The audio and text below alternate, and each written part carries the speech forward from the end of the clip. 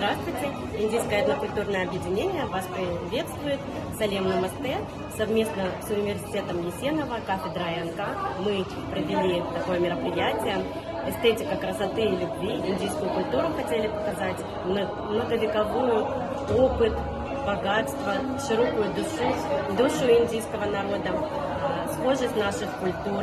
Мы приглашаем в университет Есенова на сотрудничество, обмен студентов. В посольстве Индии в Казахстане есть более 300 программ обучения для студентов университета, для преподавателей различных кафедр. Мы благодарим кафедру АНК, Ассамблеи народа Казахстана, Алтынай Ибрагимовну за совместное мероприятие, организацию. Хочется сказать о том, что Ассамблея народа Казахстана не только поет и танцует. Мы хотели показать, что есть у нас профессионалы, профессора, показывают уровень международный, что наши страны очень похожи, интеграция двух культур. Тем более 22 февраля дипломатические отношения между Индией и Казахстаном уже 30 лет.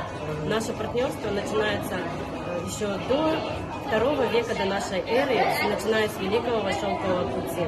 Так что интеграция, любовь, дружба между всеми народами мы всегда приветствуем. Благодарю.